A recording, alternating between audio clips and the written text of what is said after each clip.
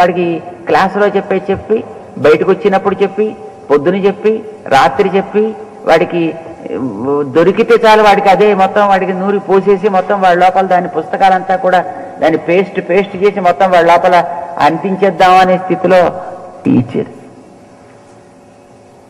ఇక పిల్లవాడికి కూడా వాడిని చూసి వీడిని చూసి ఇంకొకరిని చూసి అయ్యో నేను అంతకంటే ఎక్కువ మార్కులు అయిపోవాలి, 99.7 వాడికి 99.8 వచ్చిందంటే అతను వీడు ఏడుస్తూ కూర్చుంటాడు.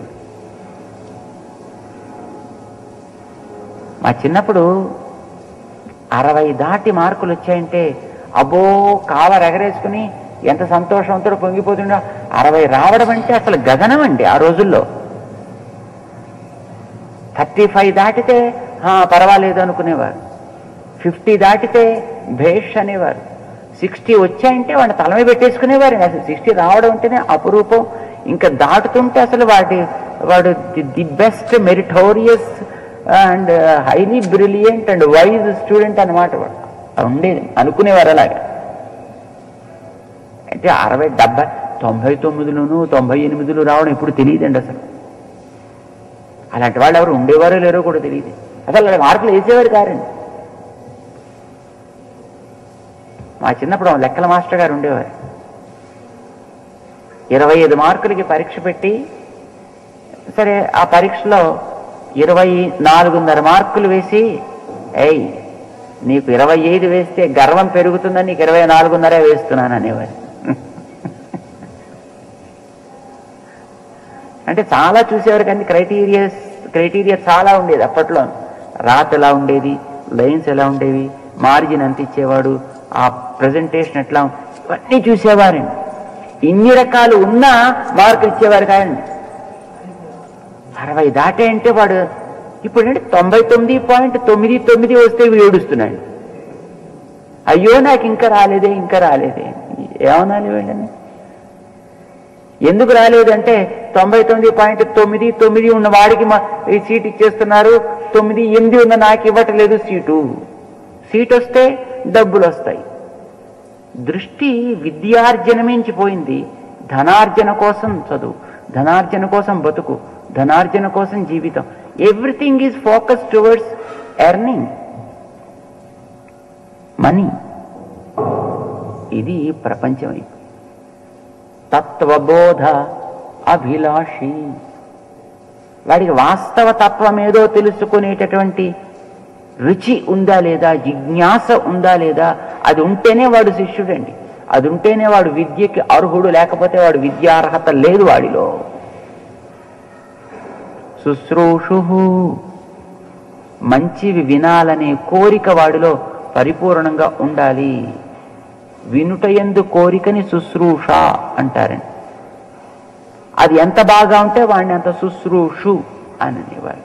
అంటే వినాలి అని అంటే ఇప్పుడు వాడి వెంట ఉంటే కదండి వినేది. అంటే గురువుని అనువర్తిస్తూ ఉండవలే. ఏ టైంలో చెప్తారో తెలియదు కదా. వారు పొద్దున చెప్పచ్చు, మధ్యాహ్నం చెప్పచ్చు, సాయంకాలం చెప్పచ్చు, స్నానం చేస్తూ చెప్పచ్చు, లేదా ఎక్కడో అలా కాసేపు చెప్పచ్చు, భోజనం చేస్తూ చెప్పచ్చు, ఏదో చేస్తూ చెప్పచ్చు. ఎప్పుడు చెప్పినా వినడానికి వీడు సిద్ధంగా ఉండాలి కనుక వాడు శుశ్రూషు. ఏదో పొద్దు నుంచి 2 hours టీచింగ్ టైము, సాయంకాలం 2 hours టీచింగ్ టైము, అందులో 40 minutes ఒక పీరియడ్, లేదా 45 minutes ఒక పీరియడ్. ఆ టైంలో మాత్రమే మేము వస్తామని చెప్తాం, ఎవరొస్తే వాడికి మాత్రమే మేము చెప్తాము. అలా ఉండేది కాదండి మరి ఇదివరకు రోజుల్లోనూ. వాడికి చెప్పాలి అని మనస్సులో దాని యందు ఒక రుచి కలిగినప్పుడు టక్కని వారు చెప్పేవారు. వారు ఎప్పుడు చెబితే అప్పుడు వినడానికి వీడిగా వీడు ఉండాలి. శుశ్రూషు అంటే అది. శుశ్రూష అంటే ఇప్పుడు ఇక్కడ ఒకడు కూర్చుని వాడు వినడానికి రెడీగా కూర్చుంటే వాడు శుశ్రూషే. అప్పుడు మీరు వద్దన్న వాడు చెవులు తెరిచి ఉంటాయి కనుక వాడు వింటూనే ఉంటాడు. వాడు అలా వినేవాడిని శుశ్రూష అని ఎందుకంటారండి? ఇప్పుడు ఏమయ్యా నీ కళ్ళున్నాయా అని అడుగుతుంటారండి. కళ్ళున్నాయా అంటే అర్థం ఏంటి? కళ్ళు ఉన్నాయని వాడికి అడిగేవాడు కళ్ళు ఉండక్కర్లే, వీడికి ఉన్నలేదో చూడక్కర్లే. వాడు అంటే కనిపించడానికి అవకాశము లేని స్థితిలో కూడా చూడగలిగితే వాడు కళ్ళున్నవాడు. లేకపోతే చెప్పాల్సిన అవసరం ఏమిటి? వాడికి అమ్మో చూపు భలే గొప్ప చూపండి అంటే అర్థం ఏంటి వాడికి? మామూలు వాడికి కనిపించడానికి అవకాశం లేని దాన్ని కూడా వాడు కనిపెట్టగలుగుతాడు. వాడు మంచి చూపున్నవాడంట. వాడు అంచేత ఎప్పుడు ఏది చెబితే దానిని వెంటనే గ్రహించగలిగేటటువంటి శ్రవణ సామర్థ్యం ఎవడికుంటే వాడు శుశ్రూషు. మరి అలా ఉండాలంటే కుదురుతుంటండి. వీడు గంట సేపు తిరిగినా వాడేం చెప్పడు, లేదు వాడి పని ఏదో వాడు చేసుకుంటూ ఉంటాడు. వీడికి ఎంతసేపు ఎదురు చూస్తాడు? వాడు గంట చూస్తాడు, 2 గంటలు చూస్తాడు, 3 చెప్పవా నువ్వు? నువ్వు చెప్పేది ఏంటి? కూర్చుని నా టైం అంతా పాడు చేస్తున్నావు అనడానికి వీలేదు. త్యక్తమాన, వాడిలో అభిమానం అనేటటువంటిది పూర్తిగా తొలగి ఉండాలి. అహంకారం అనేది పూర్తిగా లేకుండా పోవాలి. ప్రణిపతన పరహ, తను ఎప్పుడు వాడి దగ్గర వంగిన వాడై ఉండాలి, వినయాన్ని కలిగిన వాడై ఉండాలి. వినయాన్ని కేవలం ప్రదర్శించేవాడు చాలదండి. వినయాన్ని ప్రదర్శించడం చాలా మంది ప్రదర్శిస్తారండి. అప్పుడు అడిగేయని అంటుంటాడు. చేతే మాత్రం వస్తానండి ఇప్పుడే అంటే వెళ్ళిపోతుంటాడు. వినయాన్ని ప్రదర్శించడం చాలదు, వినయాన్ని కలిగిన వాడు కావాలి. ప్రణిపతన పరహ, అదే వాడి లక్షణం కావాలి. మన పెద్ద స్వామి చెప్తుండేవారు, ఒకరి దగ్గర యజమాని గారి దగ్గర వంట చేస్తున్నట్టండి ఆయన, ఒక కుర్రాడు. వాడికేమో ఏదో కొంత జీతం ఇస్తుండేవాడు, చాలటం లేదు. వాళ్ళ అమ్మగారు పోరుతూ ఉండేది, ఒరే మీ యజమాని కదా జీతం పెంచమని అడగరా అని ఆవిడ చెప్తూ ఉండేది. అంటే ఎప్పుడు అడగాలి అన్నాడు. వీడు కుర్రాడు, వీడు కాస్త మీ యజమాని ఎప్పుడు నవ్వుతుంటాడో చూసి కాస్త అలాంటి టైంలో అడగవాయి అందుకండి. సరే పాపం వీడు చూస్తున్నాడు, ఎప్పుడు గురువు వాళ్ళ యజమాని నవ్వే టైం ఎప్పుడు వస్తుందా అని చూస్తున్నాడు. ఓ రోజున పాపం మనవాడు వంట చేస్తూను ఉప్పు వేసినట్టు పందారు వేసాడు, పందారు వేసినట్టు ఉప్పు వేసాడు. మొట్టమొదటి పాపం ఆ యజమాని పప్పు అన్నం తింటుంటే పప్పు అన్నం మంచి తీయగా ఉంది అంటే, సరే బాగుంది, సరే మంచి రుచిగా ఉంది, ఇదో కొత్త పదార్థం మనవాడు తయారు చేశాడు కాబోలు అని పాపం ఆయనకి సంతోషం వేసింది. దాని తర్వాత పాయసం పట్టుకొచ్చి వడ్డించాడు. ఆ పాయసం కాస్త ఉప్పుగా ఉంది, ఎందుకంటే పాపం ఇందులో వేసిన ఉప్పు దాంట్లో వేశాడు, పప్పులో వేసిన పందార ఉప్పు కాస్త తీసుకెళ్ళి పాయసంలో వేశాడు. అది కాస్త ఉప్పగా తయారైంది. అది నోట్లో పెట్టుకున్నాడు. ఇది ఉప్పగా ఉంది ఏమిటి, ఇది పాయసం అంటున్నాడు మనవాడు అంటే, అప్పుడు ఇన్ని పాపం స్ట్రైక్ అయింది. ఓహో బహుశా ఇది అటు ఇది ఎంత పని చేసేవరా అని నవ్వాడండి ఆయన. అమ్మ వీడు కనిపెడుతున్నాడు, వీడు నవ్వుతున్నప్పుడు అడగరా అంది వాళ్ళ అమ్మగారు. అడిగట్టే, సార్ నాకు కొంచెం జీతం చాలటం లేదు సార్, కొంచెం నీకు జీతం పెంచాలని కదా, పో నేను ఉద్యోగం నుంచి వారేస్తున్నా అన్నాడు. వాడికి వేస్తాను.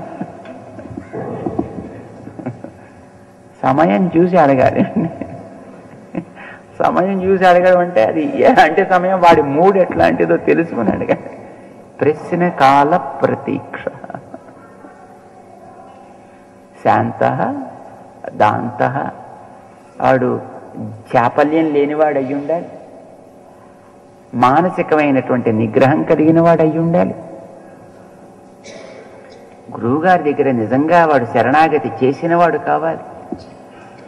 అయితే అప్పుడు పరీక్ష చేసి గురువుగారు తగును అని అనిపిస్తే అప్పుడు ఏమండి ఇవన్నీ మనలో ఉన్నాయి కనుకనే మన గురువుగారు మనకు ఉపదేశం చేస్తున్నారా?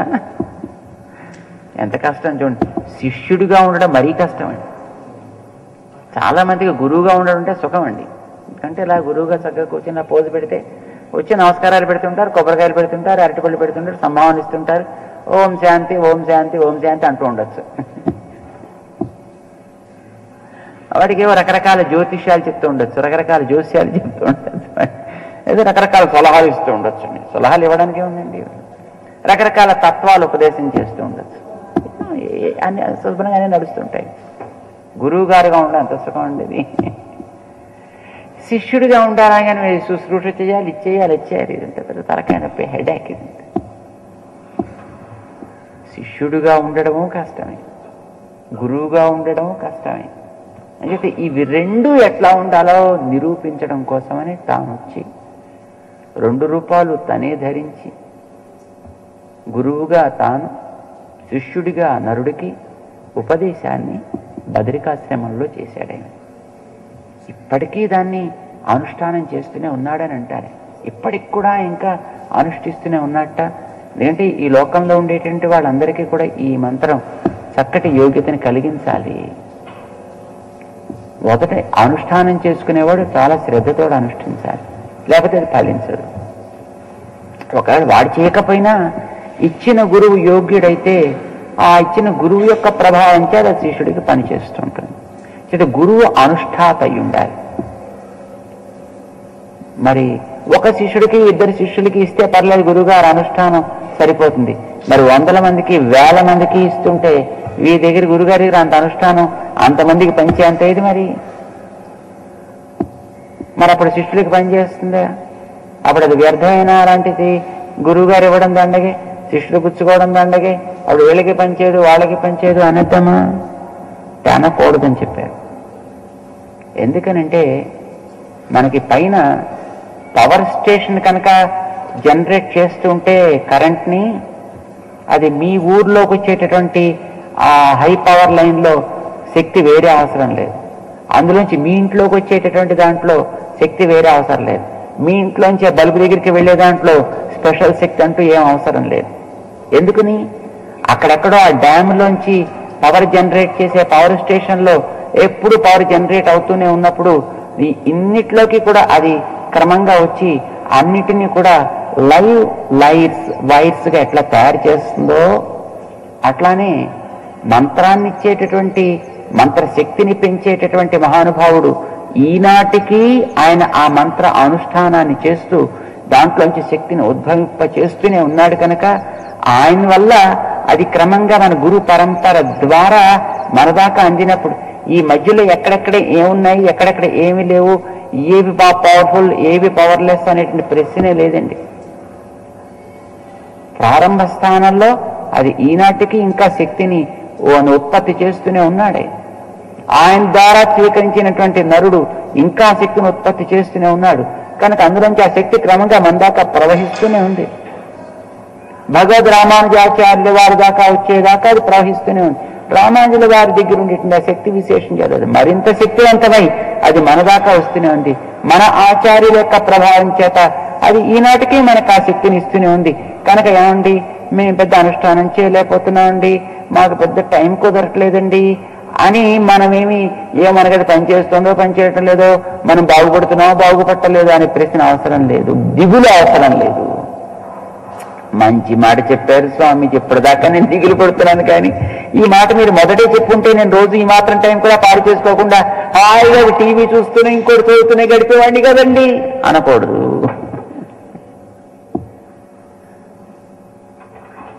మనలో అవకాశం లేక ఏర్పడే లోపాలు ఆ రకంగా ఆచార్య అనుగ్రహంతో తొలగుతాయే తప్ప ఉన్న సమయాన్ని దుబారా చేసుకుంటూ మనం వ్యర్థమైన వాటి కోసం వాడుకుంటూ చేయకపోతే మాత్రం అది మనకి ఉండేటటువంటి యోగ్యతల్ని కూడా నశింపచేస్తుంది. మన అశ్రద్ధ మనకి నష్టాన్ని కలిగిస్తుంది. ఎంతవరకు నువ్వు టైంని స్వీకరించగలవో, స్క్వీజ్ చేసుకోగలవో అంతవరకు దాన్ని గ్రహించు, అంతవరకు వాడు, అంతవరకు నువ్వు నిజంగా చేయవలసిందే. అది దాటిన తర్వాత జరగవలసిందేదో వారు నీకు అనుగ్రహిస్తారు. శిష్యుడిగా ఉండడం కూడా కష్టమే. వెంకటేశ్వర స్వామి ఎంత గొప్ప శిష్యుడో మనకి ఆశ్చర్యం వేస్తుందండి ఈనాటికి కూడా. శరీరం వసు విజ్ఞానం వాస కర్మ గుణాన్ అసూన్ గురువర్ధం ధారయేత్. తను చేసేటటువంటి పనులు, తన సంపద, తన విజ్ఞానం, తనకుండేటటువంటి గృహము, తన యాక్టివిటీస్ అన్ని గురువు యొక్క నామం చెప్పి తను ధరించాలి. సిన్సియర్ డిసైపుల్ అండి వెంకటేశ్వర స్వామి అంటే. 100% శిష్యుడు వెంకటేశ్వరుడు అంటే. అందుకోసమని ఆయన తన రాత్రి పగలు తిండి నిద్ర మానేసి తన హుండీ నిండా నింపుకుంటూ ఉంటాడు. ఆయన ఆ హుండీ పట్టుకొచ్చి ఆచార్యుల ముందర పెట్టేయండి. మీరు ఎప్పుడైనా తిరుపతి వెళ్ళినప్పుడు గమనించారా లేదా? వెంకటేశ్వర స్వామి హుండీ ఎక్కడుందండి? సరిగ్గా రామానుజాచార్య స్వామి వారు ఎదురుకుండా ఉందండి. అక్కడెందుకు పెట్టుకున్నాడు ఆయన? ఇంకో చోట ఎక్కడ పెట్టుకోవచ్చు కదండి, ఏ నైరుతిమూల పెట్టుకోవచ్చు కదా. వాస్తు ప్రకారం బరువు అటుపక్కన కదండి ఉండాలి. ఈ హుండీ అంటే బరువు కదా, ఈ బరువు అక్కడ నైరుతిమూల కదండి ఉండాలి. ఎక్కడోనూ పలసగా తేలిగ్గా ఉండాల్సిన ఉత్తరం వైపున పెట్టుకుంటారంటే ఎవరైనా అలాగే, ఎంత కుబేర స్థానం అయితే మాత్రం. కానీ అది ఏదో వాస్తు గీస్తూ అవన్నీ ఆయనకి సంబంధం లేదు. గురువుగా రామానుజుల వారిని అక్కడ ఉండాలి అని ఆయన కోరి రామానుజుల వారి మూర్తిని అక్కడ తెచ్చుకుని ప్రతిష్ఠ చేయించుకున్నాడే. మీరు వెంకటాచల చరిత్రని చదవాలి. మీరు తిరుమల చరిత్రని మీరు చదివితే తెలుస్తుంది. రామానుజాచార్య స్వామి వారు తిరుమల క్షేత్రానికి వచ్చి ఈయన సాక్షాత్తు శ్రీ మహావిష్ణువే అని నిరూపించారు.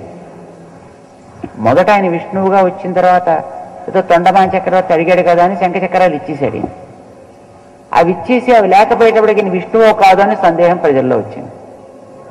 రకరకాలుగా ఆయన మీద ఆరోపణలు చేసి ఈయన భవుడో లేదో ఇంకోటిదో భారతో లేదో మరొకటో అంటూ ఆయన మీద రకరకాల ఆరోపణలు చేయడం ప్రారంభించారు.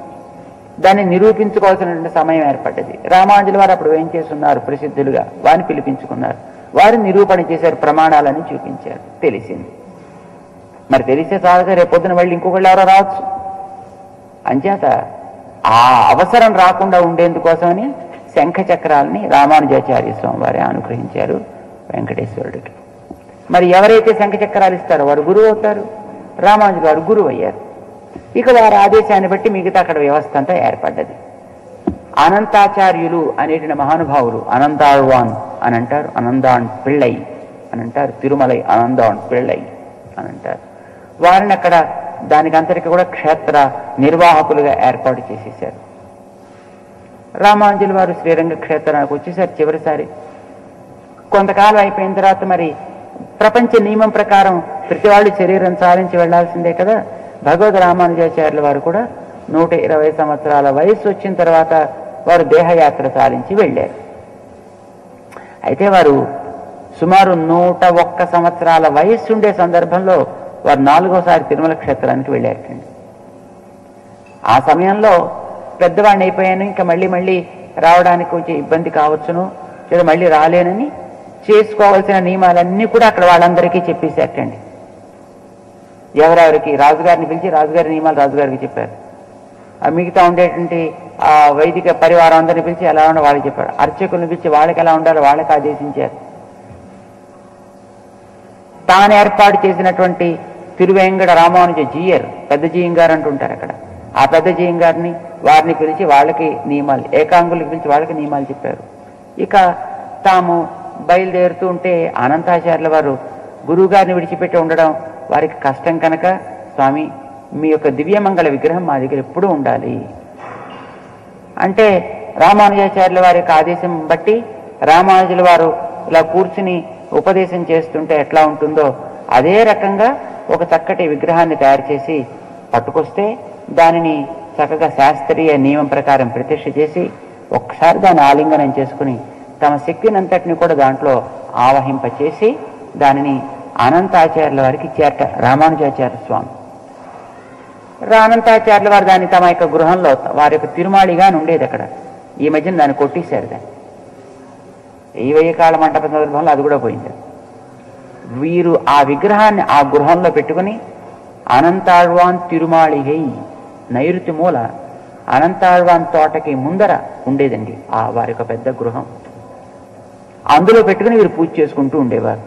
ఆచార్యుల వారు అక్కడ ఉన్నారు సాక్షాత్తుగాను అని విశ్వసించి వారి ఆదేశం ప్రకారం తన జీవితాన్ని సాగిస్తున్నాను అని వారు రోజు ఆదేశిస్తున్నట్టు దానికి తగ్గట్టుగా తను ప్రవర్తిస్తున్నట్టుగా వీరు భావిస్తూ ఉండేవారు. కొంతకాలం గడిచిపోయింది. రామానుజాచార్యులు వారు వెళ్ళిపోయిన తర్వాత 20 ఏళ్ళు గడిచింది. తర్వాత ఒక రోజున వీరికి సమాచారం వచ్చింది, ఇలాగ ఆచార్యులు పరమపదానికి వేయించేశారు అని తెలిసింది. తట్టుకోలేకపోయారు. ఇంకా వారికి లోపల ఆ దుఃఖం ఆగలేదు. వెంకటేశ్వర స్వామిని దర్శించుకోవడం కూడా మానేశారు. ఇదే అష్టాక్షరి దివ్య మంత్రము, నిగమాగమ సారమైన నిత్య మంత్రము. ఈతడే ఉపదేశమిచ్చే అష్టాక్షరి మంత్రము. ఈతడే ఉపదేశమిచ్చే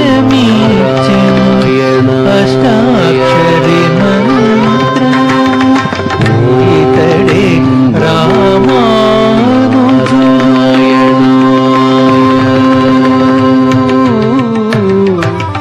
ఈతడే రామానుజులు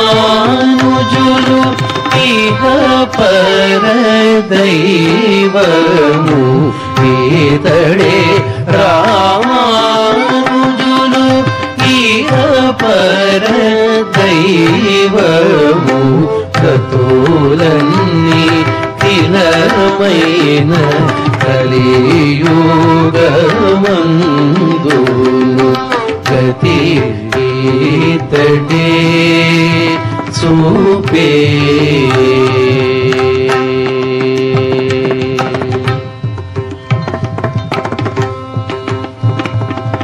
వెలయించే నీతడేకా వేదపు రహస్యములు జలమి నీతడే. ముక్తినాథ్, చిత్రకూట్, నైమిషారణ్యం, అయోధ్య మఠం, జనకపురికి అన్ని వస్తువులతో ప్రయాణ సౌకర్యం కలదు. సంప్రదించండి శ్రీ ట్రావెల్స్. ఫోన్ 9246804226 9985439288.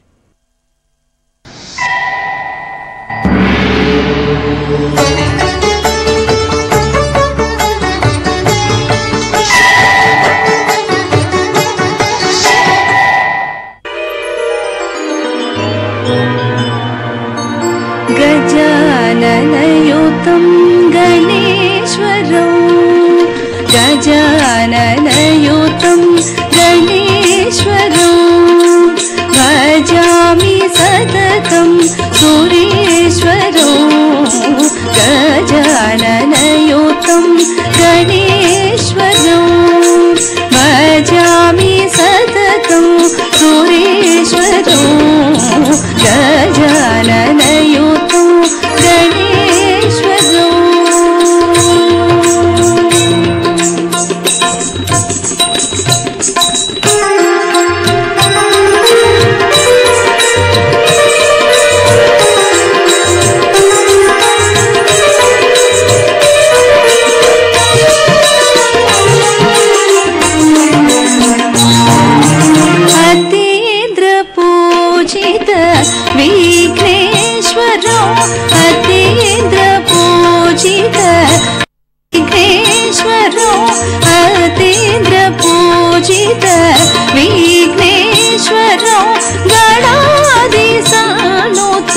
पद्मकरं अतीन्द्र पूजित विघ्नेश्वरं गणाधिसानुत पद्मकरं कुञ्जर भञ्जन चतुरधरकरं कुञ्जर भञ्जन चतुरधरकरं गुरुगुहाग्रजो प्रणवाकारो कुञ्जर भञ्जन चतुरधरकरं गुरुगुहाग्रजो प्रणवाकारो गजाननयुतं गणेश्वरं भजामि सततं सुरेश्वरं गजाननयुतं गणेश्वरं भजामि सततं सुरेश्वरं गजाननयुतं गणेश्वरं गजाननयुतं गणेश्वरं गजाननयुतं गणेश्वरं.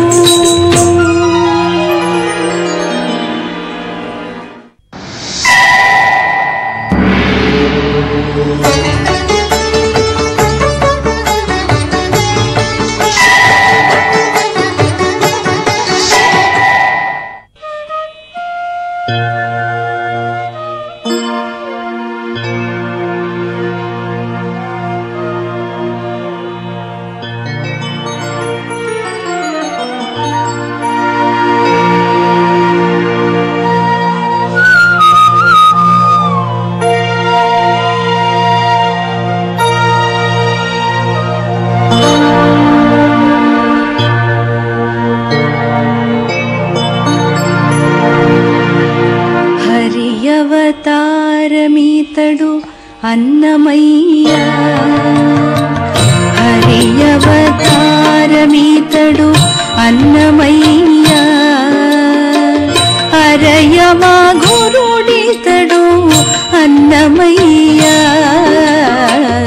హరియవతారమీతడు అన్నమయ్య హరయమా గురుడితడు అన్నమయ్య హరియవతారమీతడు అన్నమయ్య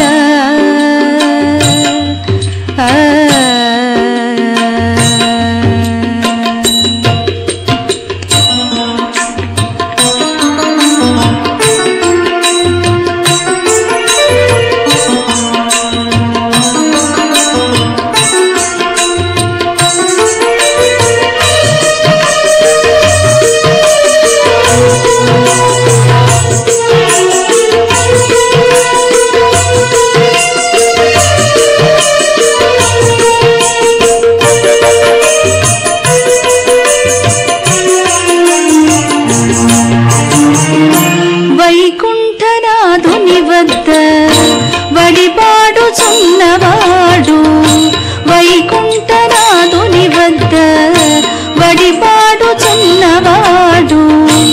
ఆకరమై తాళపాక అన్నమయ్యా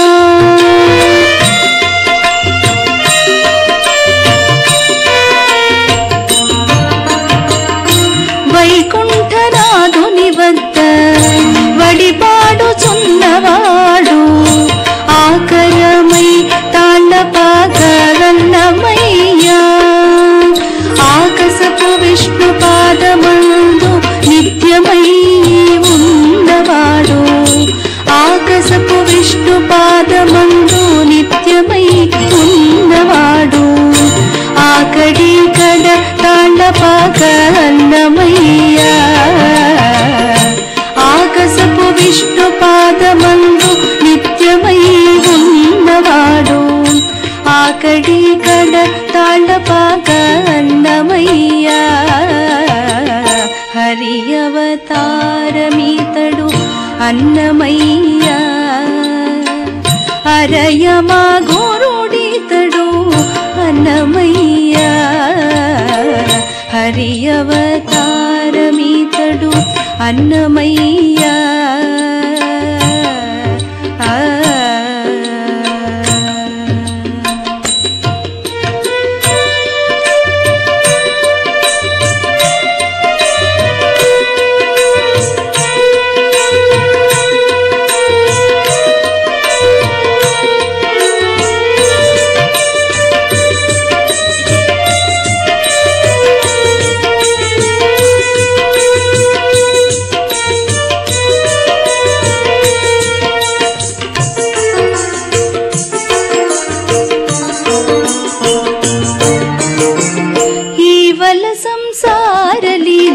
ఇందిరేసు తోరున్నవాడు ఈవల సంసార లీల ఇందిరేసు తోరున్నవాడు ఆవటించి తాళపాక అన్నమయ్యా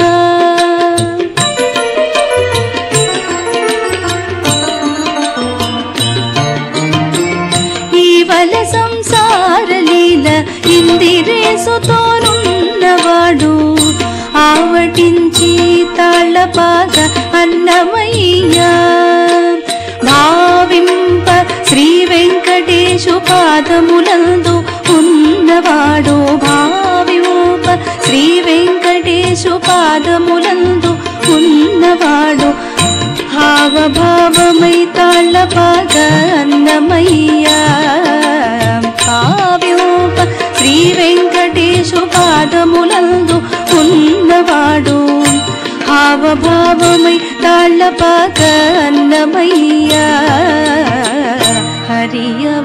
హరియవతారమీతడు అన్నమయ్యా హరయమా గురుడితడు అన్నమయ్యా